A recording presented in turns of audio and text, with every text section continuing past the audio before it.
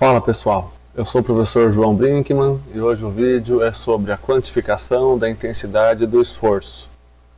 Antes de começar o vídeo, só lembrando-os aí da importância de se inscreverem no canal, tá bom? Inscrevam-se e ativem as notificações. Então vamos ao assunto.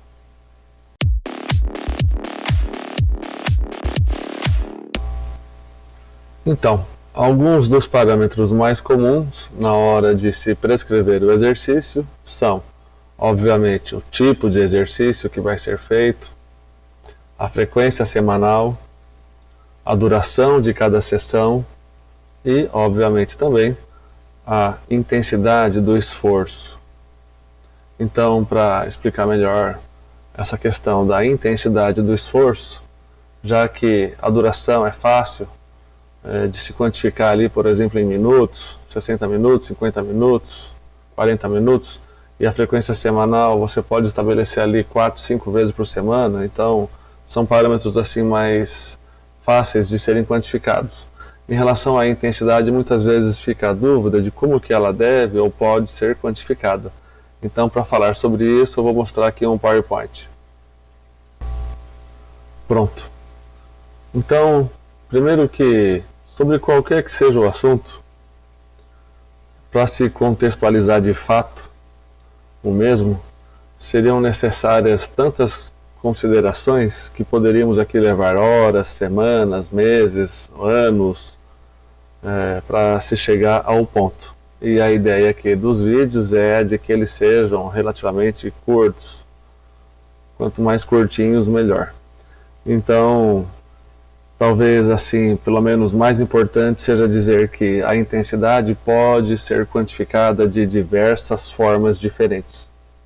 Mas uma das formas assim mais fáceis e também assim bastante confiáveis ou interessantes para o uso cotidiano na hora de se prescrever o exercício e, portanto, ali para poder quantificar a intensidade do exercício é por meio da frequência cardíaca, já que trata-se de um parâmetro simples, fácil de medir por diferentes meios e por meio do qual chega-se a uma conclusão de qual é a intensidade do exercício.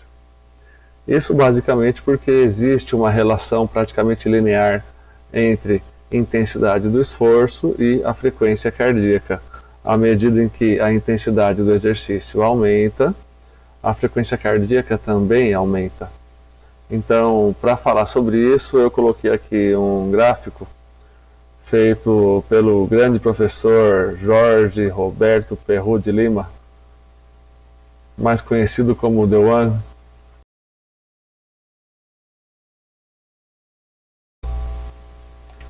E o que foi que ele colocou aqui nesse gráfico? Como vocês podem ver, aqui no Y tem os valores de frequência cardíaca em batimentos por minuto. E aqui no X tem a carga de trabalho.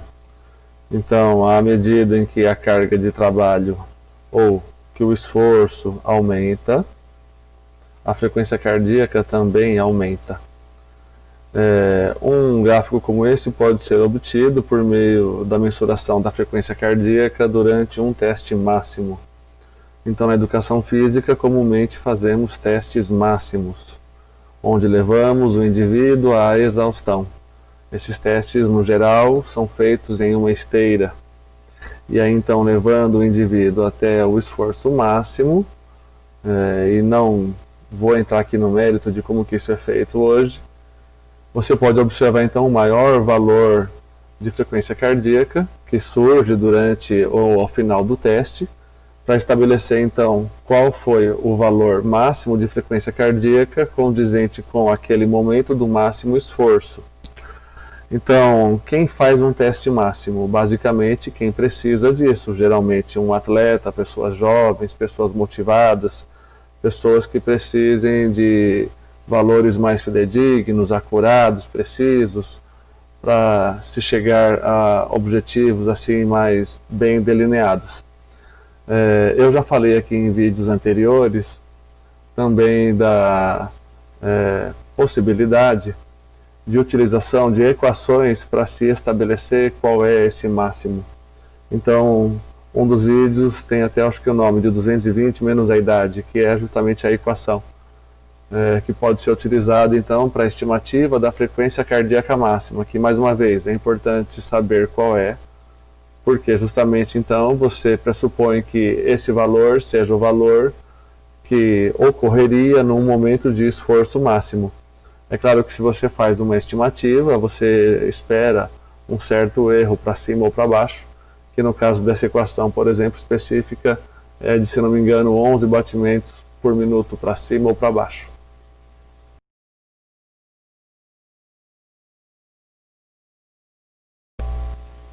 Então é claro que, dependendo da população, você vai escolher um método que envolva a utilização de alguma equação, que pode ser a que eu citei ou outra. Não é mesmo? O fato é que o interessante de mostrar aqui essa curva, que só pode ser obtida a partir da mensuração de fato da frequência cardíaca desde o repouso até o momento de máximo esforço, num teste máximo, provavelmente realizado na esteira, é a de que, com todos os valores desde o repouso até o máximo, você consegue observar como se comporta a frequência cardíaca durante esse padrão de elevação de intensidade ou do esforço. A partir desse trabalho, então, do professor Perroux, já há mais de 20 anos, ele mostrou inclusive que o melhor ajuste para essa curva de subida aí da frequência cardíaca desde o repouso até o máximo era um ajuste sigmoide, ou seja, esse no qual a curva fica parecendo um S. E isso foi muito interessante porque então, olhando para essa curva, você consegue visualizar os pontos ou os momentos de transição entre os diferentes domínios de intensidade do exercício, para se estabelecer então não só apenas o que é o esforço máximo, que é aquele que ocorre na hora ali em que você observa também a maior frequência cardíaca ou a frequência cardíaca máxima, mas também então os momentos nos quais você pode chamar o exercício de sendo ali um exercício condizente com um esforço leve, ou um esforço moderado, ou um esforço intenso, ou muito intenso. Então, para você conseguir dizer se é leve, moderado ou intenso, você precisa localizar os pontos denominados limiares metabólicos. Então, existem dois limiares metabólicos, dividindo esses três domínios de intensidade do exercício. Então, olhando aqui para essa curva do professor, a gente observa que a frequência cardíaca subiu de uma determinada forma até um certo ponto, no qual houve ali um ponto de inflexão e a curva começou a subir então num outro padrão, né, de forma mais acentuada, e depois de um certo momento ela, apesar de continuar subindo, ela sobe num outro padrão com uma menor velocidade. Então, você consegue visualizar esses pontos aqui, que inclusive ele colocou esses traços aqui para facilitar a visualização, não é? De mudança do comportamento da frequência cardíaca, ou seja, seriam os pontos de transição entre os diferentes domínios de intensidade do exercício. Então, uma frequência cardíaca que fosse desse ponto até este aqui, que eu espero que esteja iluminado com uma bolinha amarela, que eu não vejo, mas que eu espero que ela esteja aí, você pode então classificar como sendo um esforço leve. Deste ponto até o próximo, aqui que seria então um segundo limiar metabólico aqui, você poderia classificar o exercício como sendo um exercício moderado, ou de esforço moderado. E deste ponto em diante, o exercício seria o que se pode ser chamado de intenso. Até então, a máxima intensidade ali obtida no momento da máxima frequência cardíaca. Então, para que você possa visualizar esses limiares metabólicos, você precisaria fazer o teste máximo. Mas como eu disse no começo aqui, para a maior parte das pessoas, você não vai fazer teste máximo, você vai utilizar ali estimativas, predições, para se chegar em valores aproximados. Então, algo interessante a se saber sobre isso é que, para a maior parte das pessoas, esse primeiro limiar metabólico aqui fica em algo em torno de 60% da frequência cardíaca máxima. E esse outro limiar aqui fica em algo em torno da de 80% da frequência cardíaca máxima. Na verdade, melhor do que falar em frequência cardíaca máxima, seria falarmos aqui em frequência cardíaca de reserva, que nada mais é do que a diferença entre o repouso e o máximo. Por quê? O máximo, na verdade, é semelhante para diferentes pessoas de uma mesma faixa etária. Inclusive eu recomendo que vocês visitem o vídeo que fiz sobre a equação do 220 menos a idade para poder juntar esses assuntos. Mas assim, basicamente a frequência cardíaca máxima ela é mais fortemente influenciada pela idade. Há mais ou menos aí um padrão de decréscimo de cerca de 1 batimento por ano. Então a pessoa aumenta 1 ano de vida e diminui ali 1 batimento na sua frequência cardíaca máxima. Assim, mais ou menos. Então, mesmo que as pessoas possuam aptidões físicas diferentes, indivíduos de uma mesma idade apresentam frequências cardíacas máximas semelhantes. Por isso que então se torna interessante a utilização da frequência cardíaca de repouso, porque essa reflete melhor ali o nível de condicionamento do indivíduo. Então, exemplificando aqui, um dos meus alunos, por exemplo, na faixa etária ali de mais ou menos uns 40 anos de idade, maratonista, apresentava uma frequência cardíaca de repouso durante a aula, presencial, inclusive, de mais ou menos ali uns 30 batimentos por minuto. Então, se era 30 por minuto durante a aula, você imagina então quanto que seria dormindo. Então, por que uma frequência cardíaca tão baixa? Porque ele tinha um coração com certeza altamente eficiente. Então, um indivíduo já assim mais dentro de um padrão de normalidade, assim, né, relativamente ativo ou até já quase sedentário, poderia apresentar ali uma frequência cardíaca de repouso de algo em torno de 60 batimentos por minuto, 70 batimentos por minuto. Alguém que apresentasse uma frequência cardíaca de repouso de mais ou menos ali uns 100 batimentos por minuto, você já tem ali um mau indicativo, provavelmente com um baixo controle neural da frequência cardíaca. Acima de 100 por minuto no repouso, então, é ainda pior, com certeza. Então é interessante pegar esse valor mínimo e utilizá-lo na formação do juízo de valor de qual é a intensidade do esforço.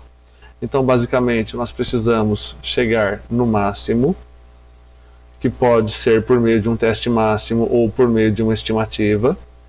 Nós precisamos, então, do valor de repouso, que pode ser obtido por diferentes formas, inclusive por método palpatório mesmo da artéria. E aí, então, por meio da diferença entre o repouso e o máximo, que é a frequência cardíaca de reserva, nós podemos aplicar os percentuais que se ajustam à maior parte das pessoas para designar ali o que é um esforço leve, moderado e intenso, que, como eu já disse, ficam em torno de 60% e 80% de intensidade. Então, para fazer as continhas, eu vou voltar para a tela cheia. Aí, voltei. Então, para exemplificar, acredito que seja mais fácil mostrar por meio de um exemplo. Inclusive eu anotei aqui, ó. Se fosse um indivíduo de 20 anos, digamos que você utilizasse então essa equação aqui, 220 menos a idade, para se estimar o máximo. Automaticamente, então, a estimativa ficaria em 200 batimentos por minuto, ou seja, a frequência cardíaca máxima estimada de 200 batimentos por minuto. Se eu quiser saber, então, a questão da intensidade, eu também preciso saber ali qual é a frequência cardíaca de repouso, ou seja, aquela que você vai quantificar durante um momento de repouso, né? Enquanto o indivíduo não estiver fazendo exercício. Então eu coloquei aqui já no meu exemplo, eu já anotei aqui, ó. Digamos que então, por exemplo, o indivíduo tivesse uma frequência cardíaca de repouso de 60 batimentos por minuto. Então, 60 batimentos por minuto. automaticamente a frequência cardíaca de reserva seria a diferença do repouso para o máximo. Então, se no repouso você tem 60 batimentos por minuto, então, e no máximo 200, a diferença é de 140. Então, se eu quiser saber quanto que é 60% de intensidade em cima dessa reserva de 140 batimentos por minuto, é só aplicar o percentual em cima do valor da reserva. Então, 60% de 140, eu já fiz aqui a conta, são 84 batimentos. Então, 84 batimentos, mais o valor do repouso, que já tinha ali sem fazer nada, que era 60 batimentos por minuto, daria então o correspondente a uma frequência cardíaca de 144 batimentos por minuto. Então, nesse caso específico, se o indivíduo realizasse um exercício com uma frequência cardíaca de 144 batimentos por minuto, ele estaria fazendo um exercício com um esforço ali de 60% de intensidade. Se eu quisesse saber 80% de intensidade, então eu já fiz aqui a conta. 80% de 140 é o equivalente a 112 batimentos por minuto. Então 112 mais o repouso, que não pode jogar fora porque já tinha sem fazer nada, que era 60, daria 172 batimentos por minuto.